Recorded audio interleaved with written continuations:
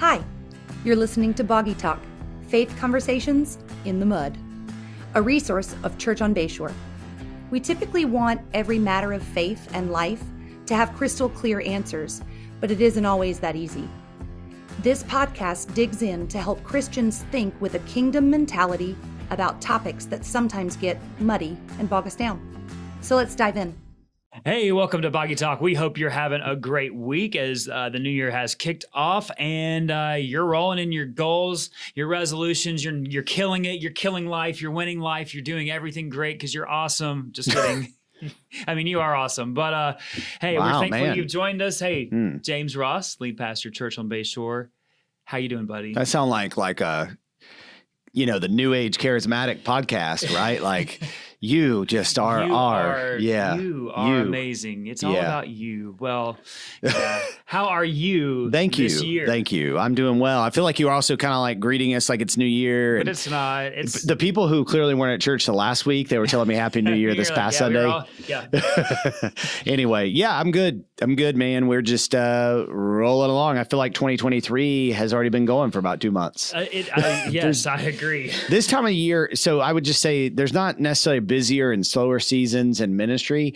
There's just different seasons. And I feel like this time of year, there's so many different things going on because you're trying to really, kind of get a lot of things headed in the right direction. Right, and same with family too, Yes, so in fact, as school started this week, we were like, okay, here it goes. It's starting. We had this nice week of the first week of January was just slower pace.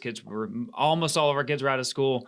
And there weren't as much happening here. So we just felt like it was a good ease into it. And then school started and we were like, here we go. Here comes the crazy, all the games and the practices. Yeah, that's true. Basketball season is about to get going. Yeah. Yep. So here we are. Lots of great, exciting things, right? Yes. And one of those exciting great season things, in our church. It is. I mean, there's some great things happening. I'm looking forward to just events we have coming up. Our parenting conference happening later in February. That's exciting. And really looking ahead, some of our global trips that we have in the summer that we're doing plans for it now. But immediately, we've got Lifegroups kicking off for the new year. We've got a new sermon series centered. It's just exciting. It is. Man, you and the Missions MLT are like figuring out how to distribute like over $200,000 for missions causes. Yes, that's awesome. It is. Can you believe amazing. you're doing that? It is wild. Isn't that cool? This is amazingly humbling and cool all at the same time.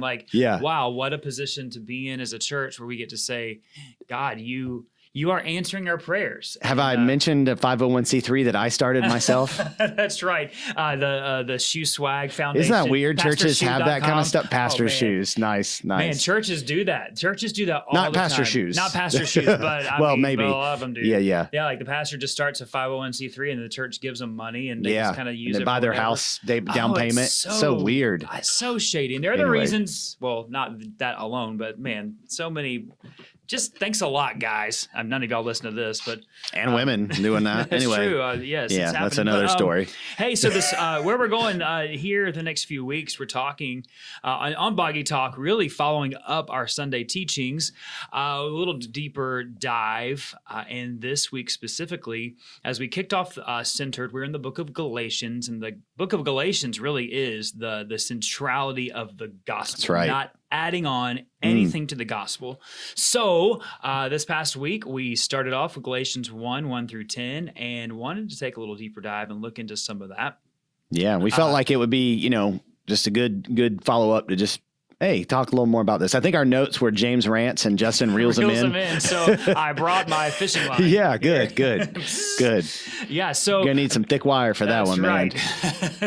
I don't know. I've been telling some people, about Boggy Talk and that we edit it, and they're like, "You mean there's worse stuff said by you?" I'm like, that's funny. Yes. Yeah, there's some things. There's like, dumber things. Yeah. No, there's some things that you'll text me afterwards. Be like, "Hey, probably delete that. And then there's things I'm like, I'm just going to go ahead and delete that for us, not because it's not just you. Yeah. It's usually me when I get like tongue tied. I'm like, hala, da, blah, hala.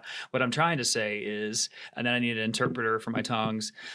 Just kidding. I don't actually do that. Speaking of that. Yeah. Okay. That's right. So really, this past week, you talked about the two common reasons people drift away from the gospel. The first being lawlessness, and the second being legalism. So what do you mean lawlessness? Well, why don't you go back and listen to the sermon, Justin? Well, I'll tell you what my notes say that I took. Okay. Basically, yeah, I'm curious to hear that. Lawlessness, we're saying the standard is too high, so we just make up our own standard. Yeah. We make up our own version of Christianity. This is the whole follow your heart mentality of like, and basically that is like, I don't want to do that, so I'm just going to make my own standard. And the problem is that the standard is constantly moving because our hearts are constantly shifting. Right. So how do you see that really practically lived out? Yeah, I think that at the root of both lawlessness and legalism really is pride. I think they're both a me-centric drift away from the gospel. And I think that's important when I say that, because it doesn't mean that someone who is drifting in those directions isn't a Christian, right? Because to say that would then be countering what you're saying about the gospel being what saves. Right. Yes. Yeah. Like being a legalist means you can't be saved. It's like, what? The gospel is saying that God saves legalists. God saves, people who are lawless. So again, I think that's an important distinction. I do think we might question each other's fruit, but yeah, I think that with both lawlessness and legalism is this appraisal of the gospel and this realization that, I don't get what I want, whether that's my pride being built up or my indulgence. So I might say that with lawlessness, we're looking to gratify ourselves more than we think God's guidance for our life gives us.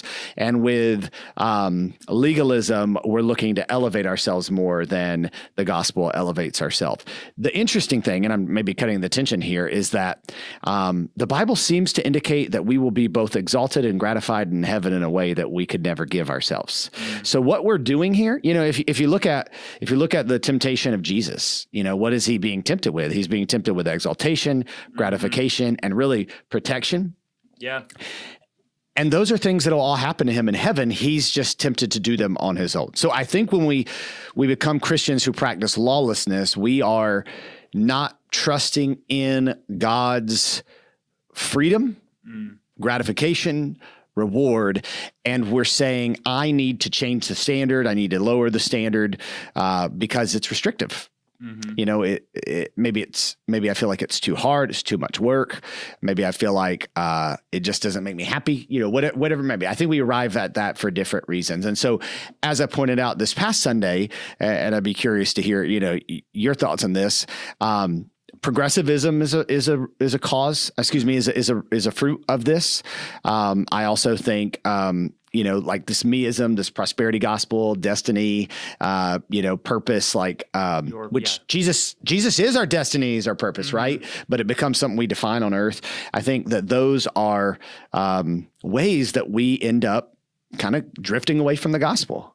I agree. I think it's interesting you talked about the Jesus' temptation, because as you were saying this, I was thinking really, the temptation in this is that all temptation is rooted in like not believing and not trusting the sufficiency of who God is and his promises to us. And I think sometimes with lawlessness, it's really a pendulum shift. I think some people who do go after lawlessness, it's a response to maybe one time before they were legalist and tried to keep the law and realized they couldn't keep the law. And so it's like, well, if I can't do it, then man, just screw all the standards. I'm just going to do what I want to. Like say screw on a Boggy Talk. Yeah, exactly.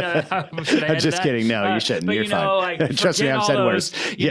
And just chase after what I want. Right. With the promise, I think with sin, it's not just not trusting, it's also believing false promises and believing that is what will fulfill us. Right. And really, what we'll find if we do that is to find out that we will never fully be satisfied because we'll never be fully the self-actualization we're looking for, our complete happiness. We are created for that not to be filled and fulfilled apart from Christ. Yeah, I think you're getting onto something that's important here. I think Christians that are drifting to lawlessness, and I wanted to use the word liberalism because that's probably a better word, but instantly people would think I was talking about politics. And so, lawlessness may be a little too strong because it doesn't mean there isn't some law, right? But we're just very liberal with the law. The Christian is actually going to be kind of miserable in that place. And because they do think there's some law, they do think there's some value in the gospel, they do think there's some value in trusting God. And so they've just kind of taken this very relaxed approach to a lot of those things that they think are restrictive, and often in response to what they've seen legalism do to themselves and to others. And so, but the non-Christian who rejects the gospel basically, and yet needs justification, I think they continue to pursue just lawlessness to no end, depending on where they were raised. Yeah, I agree. I agree. So if we're talking about that as a reaction to legalism, let's talk about legalism. Yeah. Which is, you said, or at least my notes say, is so maybe this is my interpretation of what you said in the sermon. We think the standard's too easy, so we look for things that we can accomplish and be proud of. And I think that is so true because legalism ultimately, it feels a little easier, right? But the deeper you dive into it, and the more you try to be legalistic, you realize it's not as easy because the standard just keeps getting raised, and you realize you can't actually ever achieve it. Yeah, and I think it's important as we talk about legalism to define what is legalism and what isn't, because I think a lot of times what happens in an effort to pursue that, follow your heart, we're all created uniquely, which is true. We are all created uniquely. You do you, but that's not true. The first part of that is that we're like, when we hear things like, hey, you should read your Bible, you're like, oh, you shouldn't be legalistic about that. Right. Well, yeah. I mean, you shouldn't be punishing yourself and going down a road of God doesn't love me and God doesn't approve of me if you miss a day in the Word. But at the same time, you should read your Bible. Yeah. You should be a part of a church. You should give. Legalism is not saying that you shouldn't just do these things. Like, these are good disciplines and practices and really means of God's grace towards us. But legalism is using those as a standard to think we're right with God. Yeah, I think that, and this is kind of getting ahead of where we'll be going in Galatians as we continue, but I think so much of it is Christianity is a response. It's not earning God's favor. It's a response to God's favor. And so why am I reading the Bible? Why should I read the Bible? Because God has saved me. And so if he did not spare his own son, how will he not graciously with him give me all things? And so why would I not trust him for everything else in life? So, So full stop is right. So legalism says, I've got to do this because of the guilt I feel for my sin. And if I don't do this, then I don't measure up. That is a failure to understand the gospel, because my children are not loved because of what they do. They are loved because of the position that they have by me. Period. Full stop. Yeah. So, in a human nature, do I maybe struggle with my feelings towards them because of their actions? Yes. Yeah. God does not.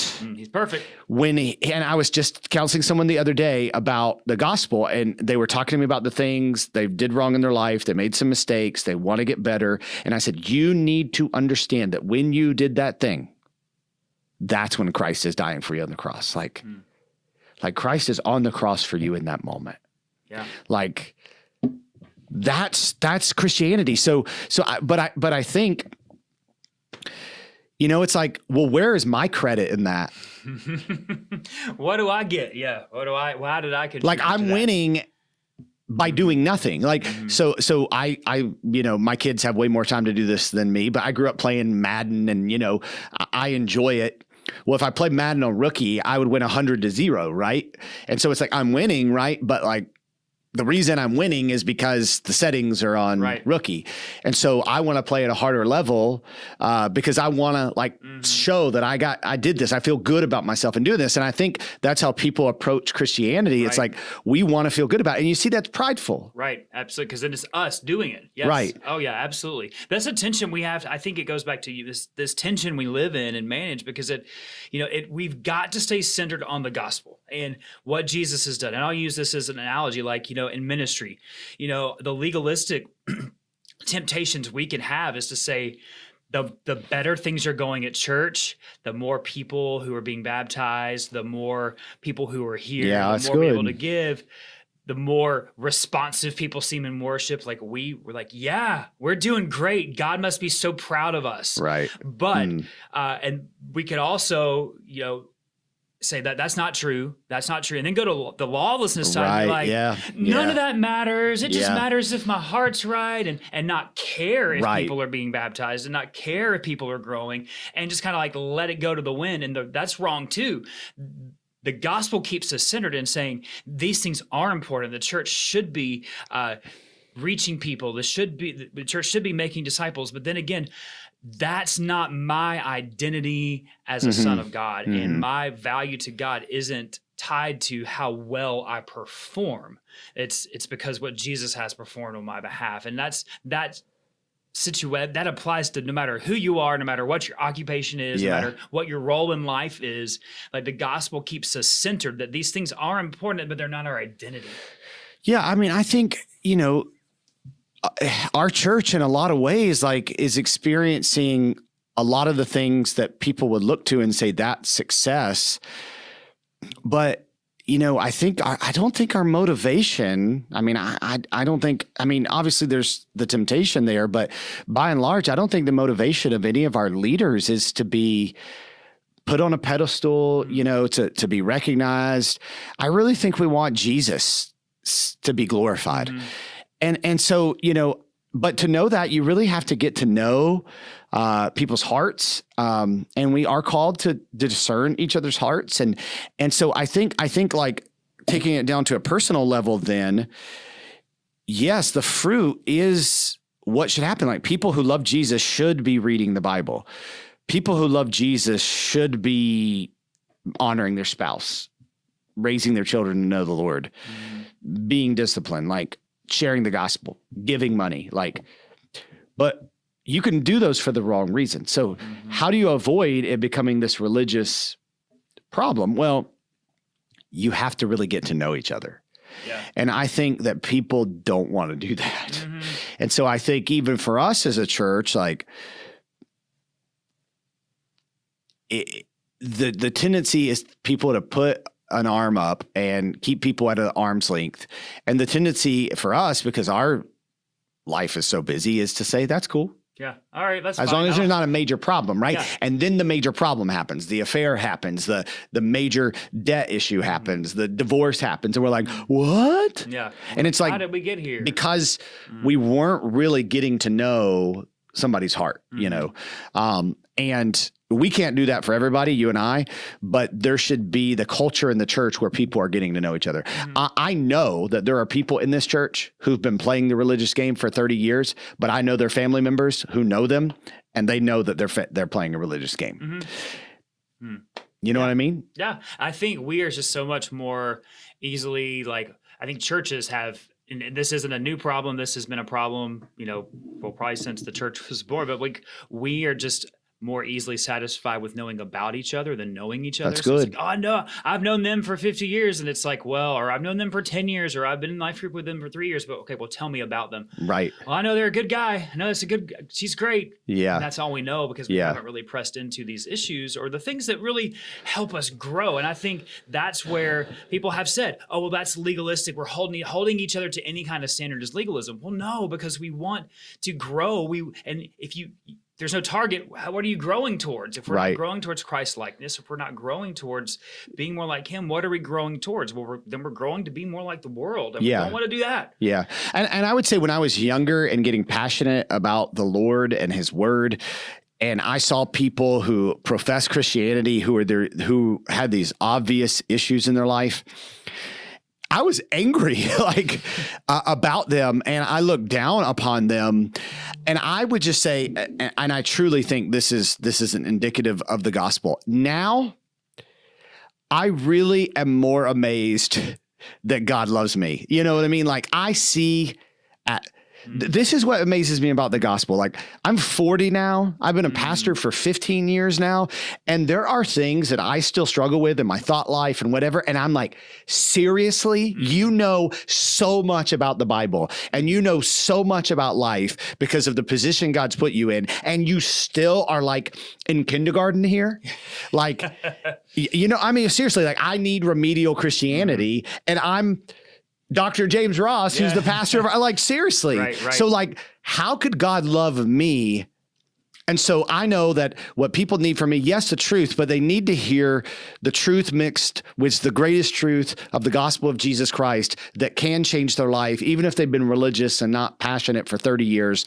And I can't look down upon them because I could easily be them because in some ways I am them. Yeah, exactly. Like you just are very increasingly aware of God, why do you put up with me? Seriously. You know, like, why do you and he doesn't just put up with you. He loves you. Yeah, exactly. That's a great point. He doesn't just tolerate us. Yeah. He actually loves us.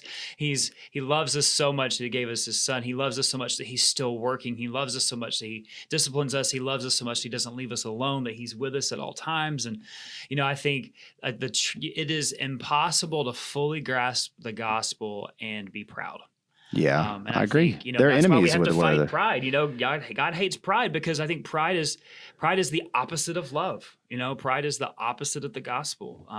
We think we're so good. We think we've achieved something. Even if we have natural abilities or talents, we take credit for that. And no, we don't have any of that apart from Christ. And yes, we work hard. Yes, we train. Yes, but even that is because of God's grace to us. And ultimately, it's for his glory. It's for his glory. It's for his glory and not our own. So, man, that's... Yeah. I mean, there's a lot we could say there. I think, you know, we're really getting into the issue is what is the central focus, you know, and you know, we'll talk about this, but out of the abundance of the heart, the mouth speaks. I think that people who are centered around the gospel talk about the gospel a lot. Yeah. And it becomes the lens through which they see everything. Yeah. And I think that's important. I think it's the most important thing. Yeah. And I think, you know, a good way to maybe end this part of the conversation is to say, you know, what in our lives are we doing because we think it is causing God to love us more? And how do we flip that and say, God, change my motive to do this as a response to how much you love me? Mm-hmm. And really just to, honestly, Lord, am I doing stuff to try to please, like to earn your love rather than just to please you because you're my father, right? Because I want to honor, you know, just, so I would encourage you, if you're listening to this, just to take time to examine your heart, have the Holy Spirit search your heart, search your motives, and, you know, not to run to legalism or lawlessness, but to run to the gospel of Jesus Christ. So, well, I guess that takes us into time of questions. All right. And so questions, we are kicking off life groups, and January is a great time to get connected. And people often ask this question, I'm not connected and I don't feel like I can get connected. What if I'm not getting connected in a life group? What do I do? Change. Go. Just kidding. Change everything about you. You said change. I said go. So I think, you know, I think first let's start with the easy. You said this before. If you keep going to several different groups at several different churches, this. Yeah, I get you know, if you go to a bunch of different groups, if you've gone to a bunch of places and you just can't find community anyway, the problem may not be everyone else. Right. It could be you. Yeah, we love you. And you know, and I would say that to the mirror myself. Yeah, right. You know?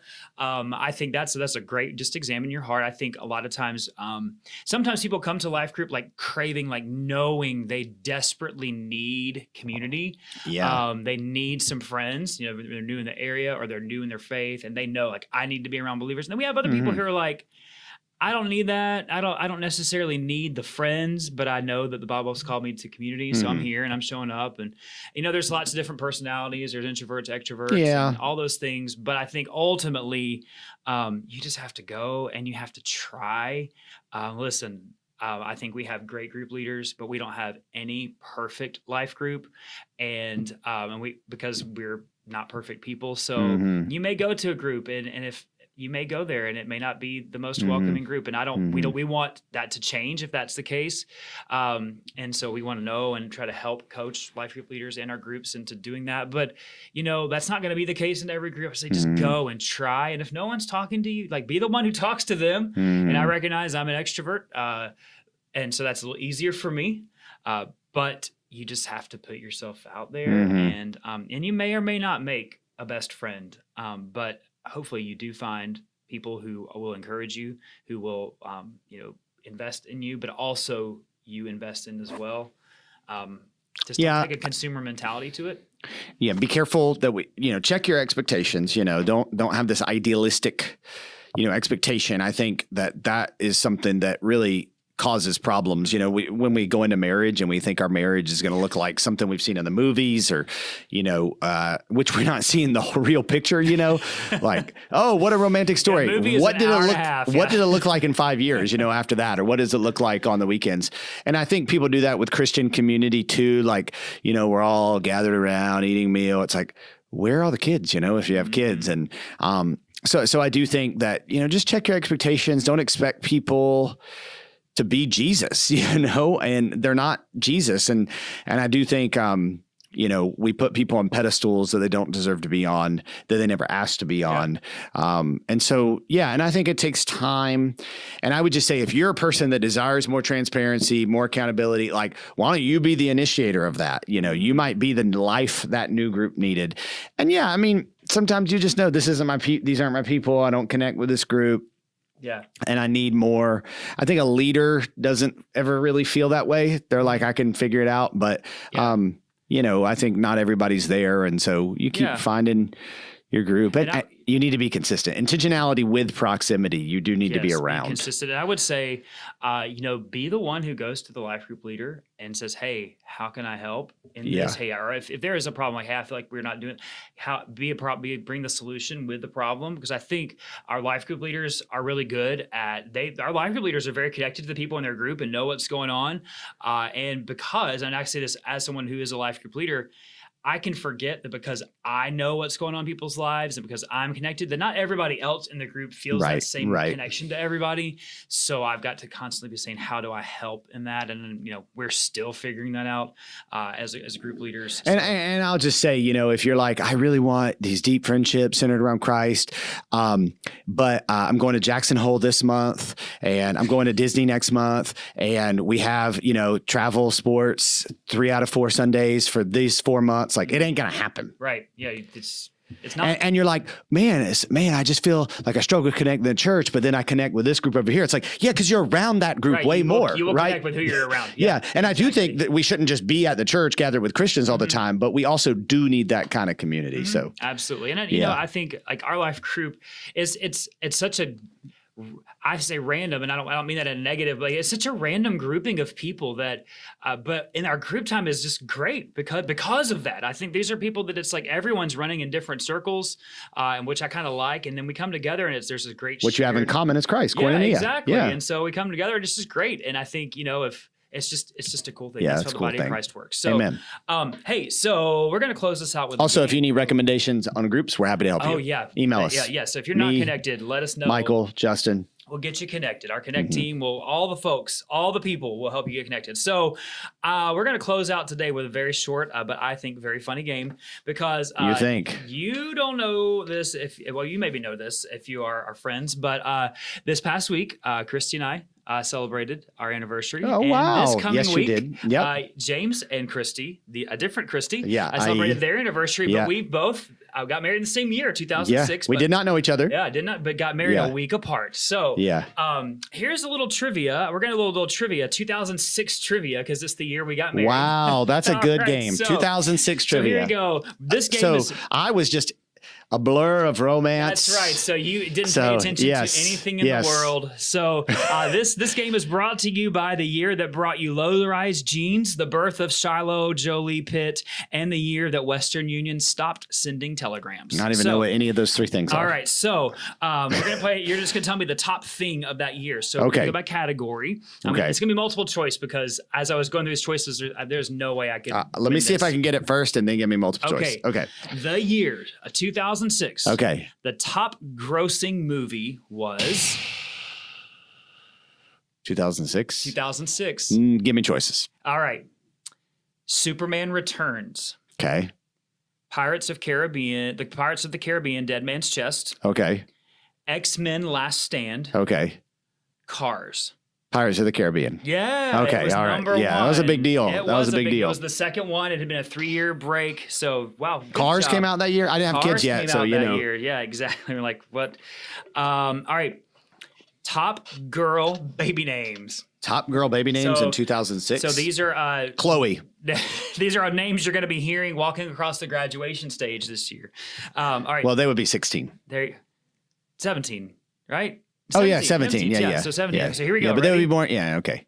All right. It's not Chloe? No, it's not Chloe. Okay. Ava. Phoebe. Rachel. Emma.